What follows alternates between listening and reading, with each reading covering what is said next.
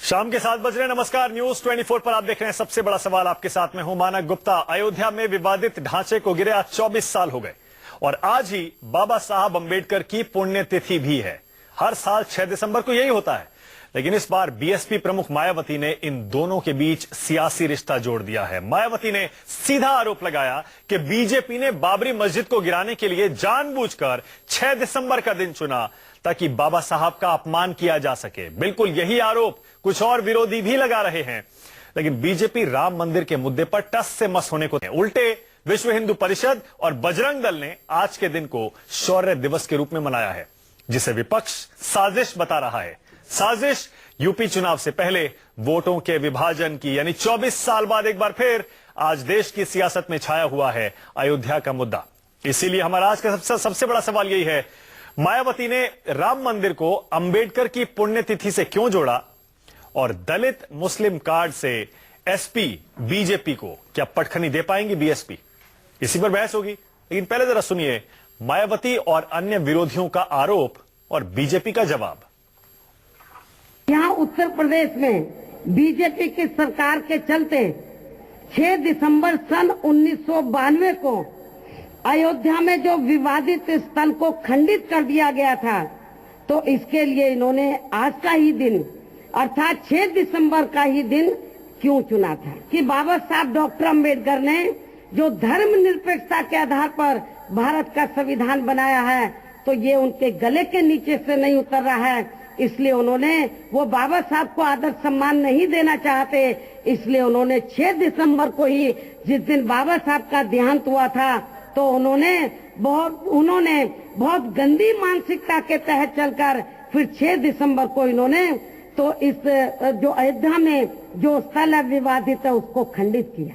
6 दिसंबर ही क्यों चुना गया? बाबा साहब अंबेडकर का परिनिर्वाण दिवस है और उसी दिन तो एक सोची समझी योजना थी कि बाबा साहब का नाम डुबो दिया जाए और जिस दिन उनका परिनिर्वाण दिवस लोग मनाते हैं उस दिन विजय दिवस, गौरव दिवस, जैसा कि संघ परिवार के लोग, शिवसेना के लोग कहते हैं, तो उस रूप में इसको मनाया जाए। ये दुर्भाग्यपूर्ण बात है और न्याय तो कुछ होना नहीं है। वो राम जन्मभूमि है, जब तक बाबरी मस्जिद जोड़े रहेंगे शब्द उसमें, तब तक न्याय नहीं मिलने वाला है। वो राम की जन्मभूमि थी, राम की जन्मभूमि है, आगे भी राम जन्मभूमि रहेगी। उसको कोई भी बदल नहीं सकता, दुनिया की कोई भी ताकत नहीं बदल सकती। सबसे बड़ा सवाल में आज मेरे मेहमान हैं बहुजन समाज पार्टी से doctor MH Khan, Samajwadi party से मोहम्मद शाहिद, बीजेपी से भारतेंद्र सिंह बस थोड़ी देर में जुड़ने वाले हैं, साथ ही वीएचपी से विनोद बंसल यहां स्टूडियो में आ गए हैं और कांग्रेस से मुकेश नायक। आप सभी का बहुत बहुत स्वागत। पहला सवाल एमएच खान साहब आपसे, क्या अचानक ये क्या हो गया एमएच खान साहब कि सीधे 6 दिसंबर की घटना को बाबा साहब अंबेडकर की पुण्यतिथि से आपने जोड़ दिया? क्या सबूत है आपका इसके पास? क्या आधार है आपके पास? आधार 6 दिसंबर है। 6 दिसंबर को बाबरी मस्जिद की गई, आज पहली बार थोड़ी जा रही, ये हमेशा से कही जा रही कि दलितों का मान गिराने के लिए बीजेपी तो आज करती रहती है चाल चल, और इनका जितना भी कहना सुनना है सब नाटक है। इनके लोग अब दलितों को वहां भोजन करने के लिए कैमरा फिट करते हैं और आदमी बुलाते हैं कि भैया देखो हम अब ये 2 लुकमा खाएंगे उसके बाद उठ जाएंगे। तो ये तो दलितों के, मुसलमानों के, दबे हुए लोगों के, बैकवर्ड्स के खिलाफ हमेशा रहे हैं। अब ये जो 2.5 साल में कुछ नहीं कर पाए, तो लोगों का ध्यान बटाने के लिए ये नोटबंदी का कार्यक्रम ले आए। आप इसमें बताइए कितने किसान, कितने मैं आपसे सवाल पूछ रहा हूं एमएच खान साहब। नहीं, मध्य वर्ग के व्यापारी, एक सेकंड एमएच खान साहब, 6 दिसंबर की घटना और बाबा साहब की पुण्यतिथि का रिश्ता आपने जोड़ा है, ये आरोप आपने लगाया है, इसीलिए सवाल आपसे है कि क्या आधार है, क्या सबूत है आपके पास कि वाकई 6 दिसंबर का दिन जानबूझ के बीजेपी ने बाबा साहब अंबेडकर का अपमान करने के लिए चुना था? ध्यान भटकाने की कोशिश आप तो नहीं कर रहे, कहीं आप तो नहीं दलितों और मुसलमानों को एकजुट करने के लिए और बीजेपी के खिलाफ भड़काने के लिए ये आरोप लगा रहे हैं? आप ही बता दीजिए कि 6 दिसंबर को बाबरी मस्जिद शहीद हुई, आप भी बता दीजिए।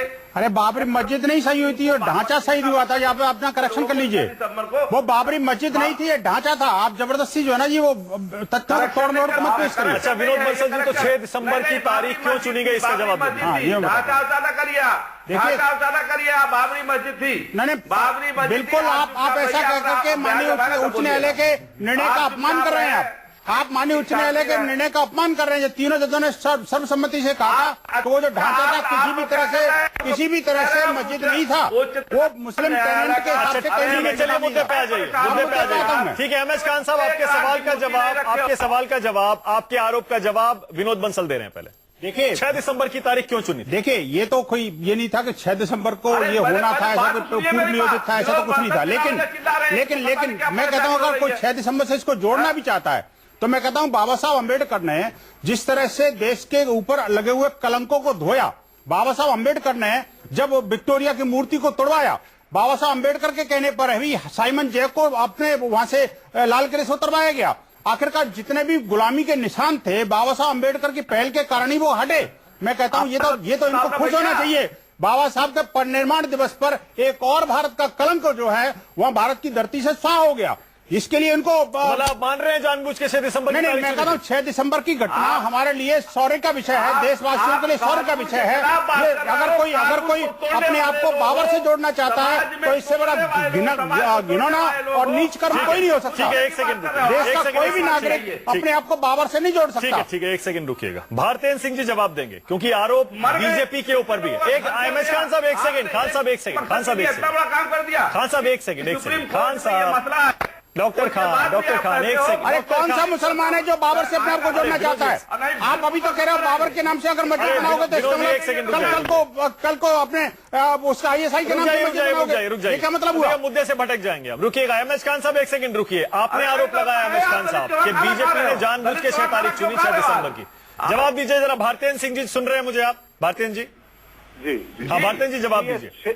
जहां तक इनका आरोप है कि 6 दिसंबर एक सोची समझी साजिश थी, इसका सीधा सा जवाब तो ये है कि सुप्रीम कोर्ट और हाई कोर्ट ने अडवाणी जी को बिल्कुल इसमें मुक्त कर दिया है और कोई साजिश षड्यंत्र नहीं माना है। ये एक भीड़ इकट्ठी थी जिसने अचानक एकदम उसे तोड़ा।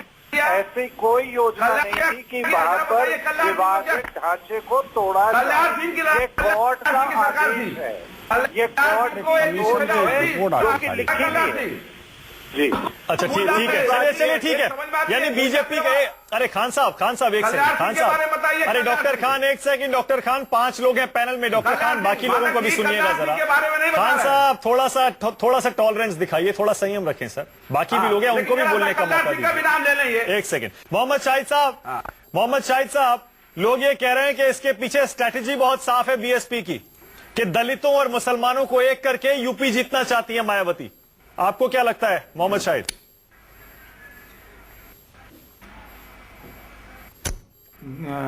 सबसे बड़ी ये तो बात आपने बहुत सही इसके अंदर शब्द जोड़ा कि स्ट्रेटजी बिल्कुल साफ हो गया कि भारतीय जनता पार्टी के साथ जो के उत्तर प्रदेश में 3 बार सरकार बना जो पार्टी, ये तो साफ है कि उनका एक साफ कर दिया कि बहुजन समाज की भारतीय जनता पार्टी के सड़ी है।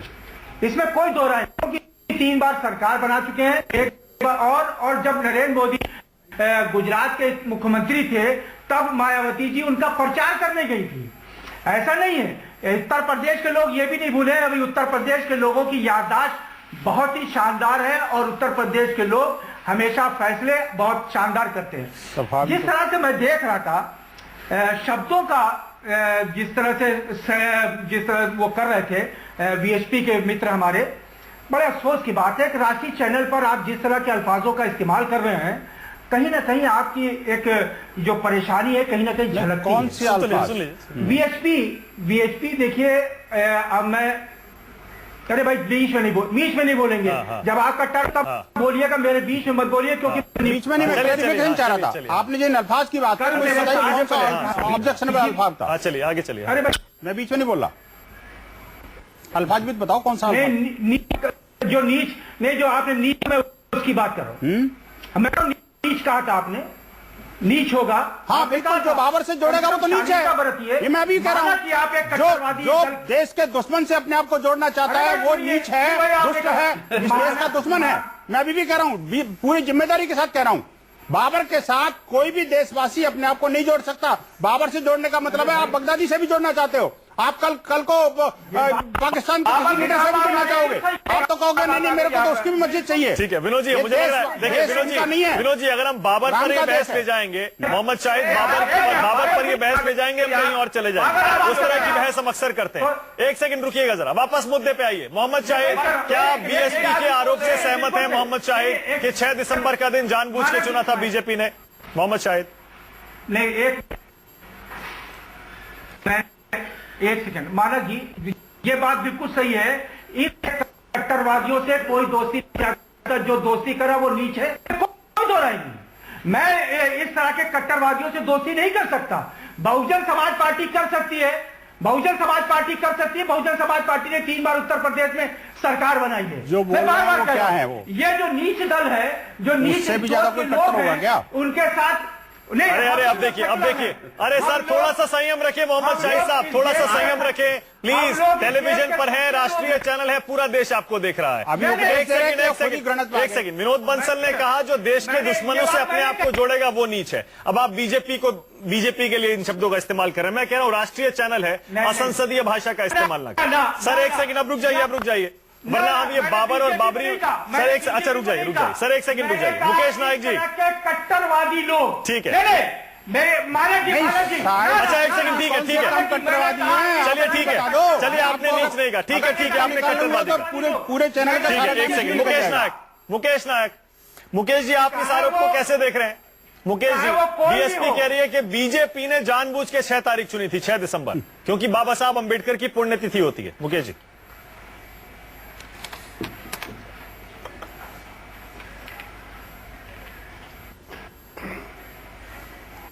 देखिए मानक जी, हम साफ साफ देख रहे हैं कि क्षेत्रीय सुरक्षा और क्षेत्रीय अस्मिताओं को लेकर जो रीजनल पार्टी भारत में बनी, उनके बीच विचार बहने की प्रक्रिया का कितना अवमूल्यन हुआ है, ये डिबेट उसको रेखांकित करती है। मुझे एक बात समझ में नहीं आती कि आज कैसा राजनीतिक दौर भारत में आया है कि लोगों की 20 साल की मेहनत, शताब्दियों की मेहनत एक नारे में ध्वस्त करने की क्षमता लोग रखते हैं।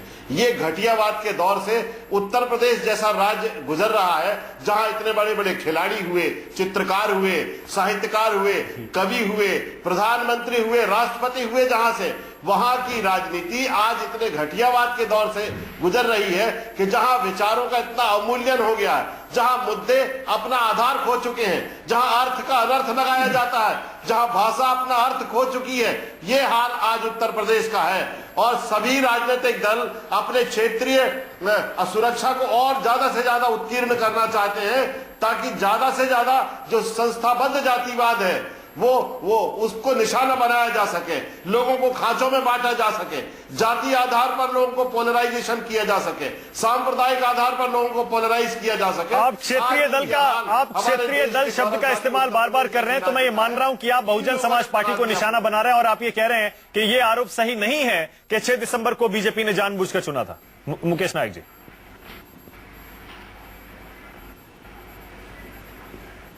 मानक जी 10 सेकंड चाहिए मुझे, मानक जी 10 सेकंड। 6 दिसंबर का दिन, मानक जी 10 सेकंड, 10 सेकंड दिसंबर के दिन माननीय बाबा साहब अम्बेडकर जी की आज का अवतरण दिवस है। इन दोनों का क्या तालमेल है? बाबा साहब अम्बेडकर ने भारत का संविधान बनाया, बहुत बड़ा काम भारतवर्ष के अंदर किया, दलित लोगों को न्याय दिलाने के लिए उनकी भूमिका सदैव भारत में याद रखी जाएगी, लेकिन उनको भुनाने का काम आज मायावती जी कर रही हैं, भगवान राम के नाम पर बीजेपी राजनीति कर रही है। दोनों का सोच अलग अलग नहीं है। हाँ, लेकिन इतना तो ठीक है भारतेंद्र जी, आप देख रहे हैं भारतेंद्र जी, आपको कांग्रेस का सपोर्ट मिल रहा है इस बात पर।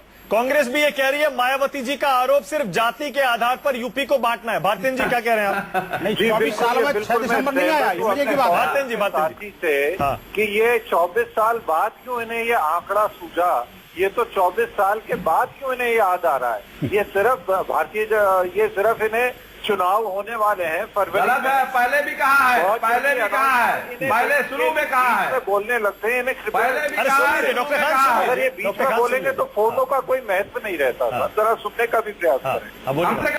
मैं केवल इन्हें इतना याद दिलाना चाहता हूँ, इन्होंने बहुत सारे आरोप लगा दिए हाँ। भारतीय जनता पार्टी पे। हाँ। मैं केवल इन्हें याद दिलाना चाहता हूँ कि मंदिर के पाठ कांग्रेस ने खुलवाए थे। रामायण सीरियल दूरदर्शन पे कांग्रेस ने चलवाया था। 1984 के दंगों में इनके जो नेता हैं दिल्ली के, वो आज तक नामित हैं। शाहबानो केस में आरिफ मोहम्मद साहब इनके मंत्री थे पहले, बाद में उन्हें त्याग पत्र देकर पार्टी छोड़नी पड़ी थी। कांग्रेस पार्टी पर जितना सांप्रदायवाद का आरोप है आज भी उतना है। वो कम है। आज केवल भी- एक बात और कहकर अपनी बात को समाप्त करूंगा कि भारतीय जनता पार्टी के लिए राम मंदिर और राम जन्मभूमि आस्था का विषय है। बहुत सारे चुनाव आए, हम जीते भी, हम हारे भी, विपक्ष में भी बैठे, पूर्ण बहुमत की सरकार भी बनी, सम्मिलित सरकार भी बनी, मगर भारतीय जनता पार्टी के लिए यह आस्था का विषय है और हमेशा रहेगा। चलिए, ठीक है। मगर ये राजनीतिक मुद्दा नहीं है। ठीक है। वोट मिले या ना मिले, ठीक है। इस समय राजनीतिक मुद्दा जो है वो है विकास। ठीक है, बिल्कुल सही है, बिल्कुल सही है। और मैं आपकी बात पर ही मोहर लगाता हूं। मैं तो कहता हूं यूपी की जनता इस बार किसी भी जाति और धर्म के मुद्दे के आधार पर वोट न दे। राम मंदिर, बाबरी मस्जिद के मुद्दे पर वोट न दे। हम तो कहते हैं सिर्फ विकास के नाम पर वोट होना चाहिए। एमएच खान साहब देख लीजिए, आप अकेले खड़े विकास पे दे। हैं। एमएच विकास खान पे दे, साहब आप विकास पे अकेले दे। खड़े हैं। आपकी पार्टी बिल्कुल सही अकेले है। खड़ी है। नहीं, इस आरोप के मैं- साथ कोई और मैं- दल नहीं खड़ा है। नहीं, हमारा अकेले खड़ी है इसलिए कि हमको किसी, हाँ मैं कह रहा हूं मैं अकेला खड़ा हूं, मुझे किसी की नहीं है, मुझे किसी के बैसाखी की जरूरत नहीं है। दूसरी बात, एक 10 मिनट भी खत्म करना चाहते हैं। अरे ये राम मंदिर चाहते हैं, नहीं, ये भी उनसे ही पूछो जरा। जो इन्होंने आज इलेक्शन आ- आया कि मायावती जी ने बात सुनिए बीच में बकवास करिए। देखिए 3 बार हमने, अरे अपने जवान को तो संभालो, बुढ़ापा आ गया, कम से कम अपने को इतना तो ध्यान रखना चाहिए कि किसको क्या बोल रहे हैं। और अटल सुनिए, और अटल बिहारी वाजपेयी की सरकार को गिराया भी।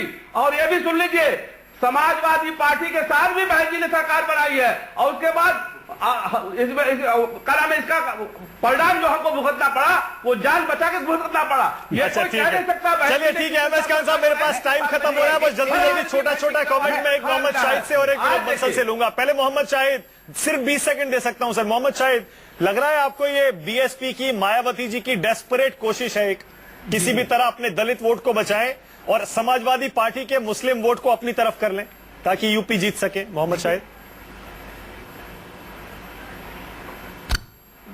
दोनों बातों पे मैं देखिए, एक आपके उनको बहुजन समाज पार्टी की जो नेता उनके चेहरे पे हताशा नहीं, मुस्कुरा रहे हैं, हताशा। एक सेकंड, थोड़ा सा हताशा दिख रही ये है। गलत इल्जाम है। और उत्तर प्रदेश के लोग ये जानते हैं कि एक भारतीय जनता पार्टी के साथ आपने जिस तरह सरकारें बनाई, आपके साथ भी बनाई, नहीं आपके मेरे साथ भी बनाई, उस वक्त काशीराम जी मौजूद थे। आपके बस ठीक है, मेरे पास टाइम खत्म हो गया, साथ मेरे पास टाइम खत्म हो गया है। ये लेकिन ये साफ हो गया है, ये साफ हो गया एसपी और बीएसपी की इस बहस से कि मुद्दा कहीं ना कहीं मुस्लिम वोट का है। विनोद बंसल जी, आरोप ये भी लग रहा है कि आपने शौर्य दिवस आज आपने जानबूझ के मनाया ताकि बीजेपी को आप फायदा पहुंचाएं उत्तर प्रदेश में ध्रुवीकरण। नहीं देखिए, पिछले 24 वर्षों में आज तक इनको वो शौर्य दिवस का वो दिन नजर नहीं आया कि 6 दिसंबर 24 बार निकल चुका है। एक बात, दूसरी बात ये मैं कहना चाहता हूँ, मैं इन सभी राजनेताओं से ये पूछना चाहता हूँ, आखिरकार राम मंदिर चाहते हैं कि नहीं चाहते? हाँ या ना में जवाब। आप क्यों राम मंदिर को मुद्दा बनाना चाह रहे हैं? नहीं, क्यों नहीं? जब राम बनाना चाह रहे हैं मुद्दा? मैं ये कह रहा हूँ वो नहीं बनने वाला है मुद्दा। नहीं, मुद्दा नहीं, कोई चुनावी मुद्दा नहीं बनाना राम मंदिर पार्टियों से आप ये सवाल लेकिन मैं ये जानना चाहता हूँ, आखिरकार राम मंदिर के मसले पर हमेशा ये बाबर से अपने आप को क्यों जोड़ लेते हैं? चलिए ठीक है, बाबर ठीक है। आप शौर्य दिवस मनाएं, आप शौर्य दिवस मनाएं। बहुजन समाज पार्टी कोई भी आरोप लगाए कि अंबेडकर की पुण्यतिथि को जानबूझकर बीजेपी ने चुना था, लेकिन इस आरोप में मायावती जी अकेले खड़ी है, ना समाजवादी पार्टी उनका साथ दे रही है, ना कांग्रेस और ना बीजेपी। अब फैसला आपको करना है कि सिर्फ और सिर्फ अपने वोट बैंक को बचाने या दूसरों के वोट बैंक को तोड़ने की कोशिश तो नहीं है। बहुत बहुत शुक्रिया सबसे बड़ा सवाल में आने के लिए एमएच खान, मोहम्मद शाहिद, भारतेंद्र सिंह, मुकेश जी और विनोद बंसल, बहुत बहुत शुक्रिया। छोटा सा ब्रेक लेंगे, देखते रहिए न्यूज़ 24।